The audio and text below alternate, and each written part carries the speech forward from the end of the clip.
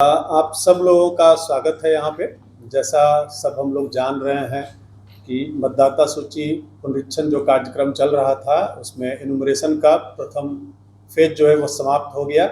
हम लोग आज से सेकंड फेज में प्रवेश कर गए हैं। आज सबसे पहले 5 तारीख को मतदाता सूची जो इनुमरेशन हुआ उसके आधार पर मतदाता सूची का आज प्रारूप प्रकाशन किया गया है। इसमें एक अहर्ता तिथि होता है जिसमें लोग जब 18 साल की आयु पूरी करते हैं तो उनका नाम जोड़ने के लिए वो क्वालिफाई करते हैं। तो ये तारीख है इस बार उसका 1 अक्टूबर 2026। ये सबसे महत्वपूर्ण है इसमें कि अहर्ता तिथि 1 अक्टूबर 2026 इसमें है। उसके बाद आज पब्लिकेशन, जैसे सब लोग जान रहे हैं कि 5 अगस्त को पब्लिकेशन हो गया। अब इसमें दावा और आपत्ति की अवधि है 5 अगस्त 26 से लेके 4 सितंबर 26 तक। इस अवधि में जिन लोगों का नाम मतदाता सूची में नहीं है ऐसे लोग अपना दावा और आपत्ति कर सकते हैं। इसके पश्चात इन दावा और आपत्ति की सूचना और उनका निपटारा करने का काम 5 अगस्त से 3/10/26 तक चलेगा। मतलब उनका दावा आपत्ति का जो अभी तारीख है और साथ साथ हम लोग उसका निष्पादन भी करेंगे, दोनों कार्य साथ साथ चलेगा। 5 अगस्त से 3/10/26 तक 3/10/26 तक वो निपटारा हम लोग फाइनल कर लेंगे और 7/10 को अंतिम पब्लिकेशन हो जाएगा। मतदाता सूची का जो अंतिम प्रकाशन होगा वो 7 अक्टूबर को होगा। इसमें एक फिगर आप लोगों को बता देते हैं कि जो हमारा अभी इलेक्टोरल रोल था उसमें 19,07,244 इलेक्टर थे। 19,07,244 वोटर थे। इसमें से 13,10,870 वोटर मैप हो गए हैं। इतने लोगों की मैपिंग हो गई है। 2003 का वोटर लिस्ट से उनका मैपिंग हो गया है। क्लियर है सब लोग को? इसमें जिन लोगों का मैपिंग नहीं हुआ ऐसे 2,09,228 लोग थे जिनकी मैपिंग नहीं हो सकी। इसके अतिरिक्त कुछ एनोमेलीज वाले लोग हैं जिनका कुछ त्रुटि है कहीं पे, मतलब कंप्यूटर में शो किया जा रहा है कि कुछ उसमें त्रुटि है। इस बार एक और महत्वपूर्ण चीज है कि मतदान केंद्रों की संख्या में वृद्धि हुई है। पहले 1922 मतदान केंद्र थे, अब उसमें 261 बढ़ गए हैं और टोटल मतदान केंद्र अपने जिले में हो गए हैं 2183।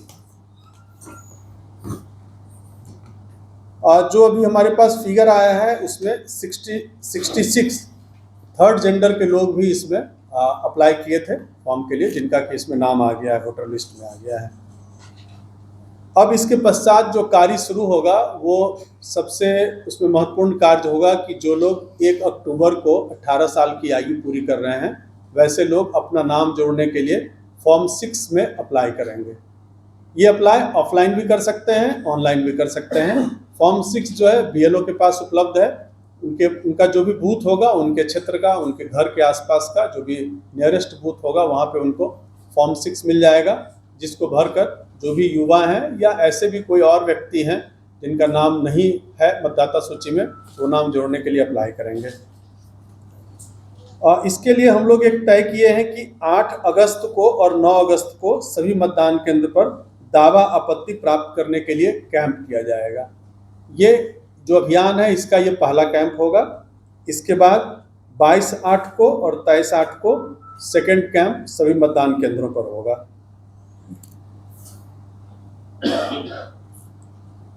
एक और महत्वपूर्ण चीज इसमें है कि इस बार 15 अगस्त को हम लोग 11 बजे से 1 बजे तक ग्राम सभा का आयोजन करेंगे। ग्राम सभा का आयोजन जो है वो संबंधित पंचायत के पंचायत भवन में होगा और शहरी क्षेत्रों में उनका वार्ड में किया जाएगा, जिसका अलग से आपको जगह के बारे में सूचना उपलब्ध कराई जाएगी।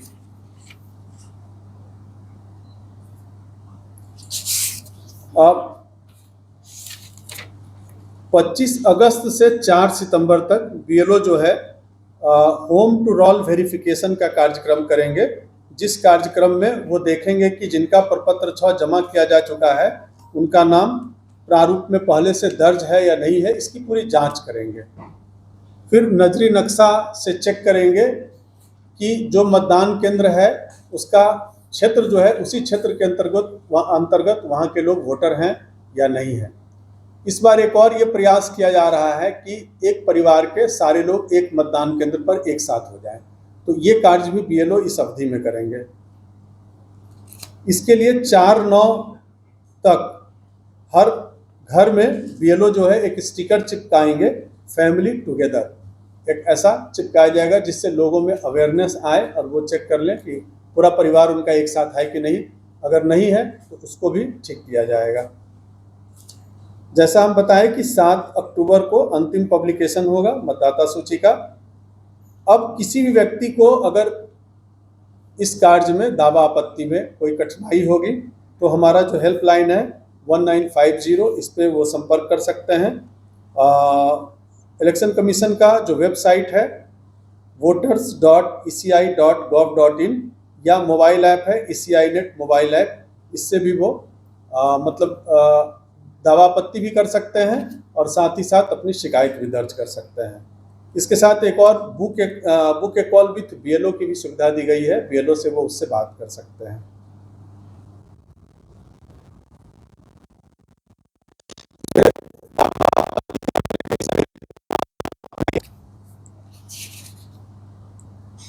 जिन व्यक्तियों की मैपिंग नहीं हुई है लेकिन वो सही वोटर है, जेन्युइन वोटर है, लेकिन उनकी मैपिंग नहीं हुई है, तो ऐसे लोगों को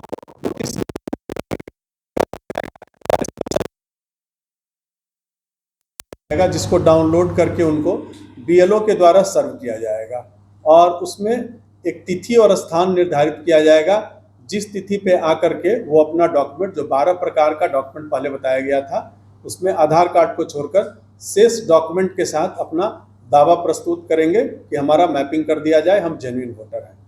तो इस पीरियड में उनका सुनवाई किया जाएगा। अगर उनके डॉक्यूमेंट्स जेन्युइन होंगे तो उसके आधार पर उनका नाम वोटर लिस्ट में जोड़ने के लिए अनुशंसा किया जाएगा, और अगर वो नहीं जेन्युइन वोटर होंगे, जो भी वो डॉक्यूमेंट प्रस्तुत करेंगे उसके आधार पर ये प्रूफ नहीं हो पाएगा कि वो भारत के नागरिक हैं, तो उनका नाम हटाने के लिए भी या वोटर लिस्ट में नहीं जोड़ने के लिए आदेश पारित किया जाएगा। ये आदेश जो है ERO AERO को करने के लिए बूथ हम लोग डिवाइड कर दिए हैं। हर ERO AERO को 50-50 बूथ ऐसे हम लोग बांट के दिए हैं, जिसमें कि उनका निश्चित स्थान भी निश्चित होगा कि किस तिथि को किस जगह पे वो सुनवाई करेंगे। इतनी सारी सूचनाएं अभी है। फिर हम लोगों का जैसे आगे कार्यक्रम बढ़ेगा, अगर इसमें कोई और नई बात आएगी या किसी प्रकार की कोई समस्या आएगी तो हम लोग फिर आपसे बात करेंगे। हम लोग उम्मीद करते हैं कि पिछले चरण के दौरान आप लोगों ने बहुत अच्छा इसको प्रचार प्रसार में बहुत सहयोग किया था, जिससे काफ़ी सफल रहा हमारा कार्यक्रम। हम लोग ये चाहेंगे कि इसी प्रकार से आप लोग सहयोग बनाते रहिए, क्योंकि ये लोकतंत्र का सबसे बेस है। वोटर लिस्ट के आधार पर ही लोकतंत्र चलता है।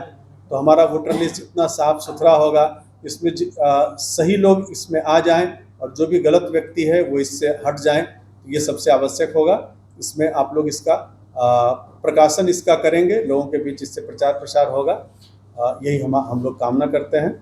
धन्यवाद। अभी क्या ड्राफ्ट का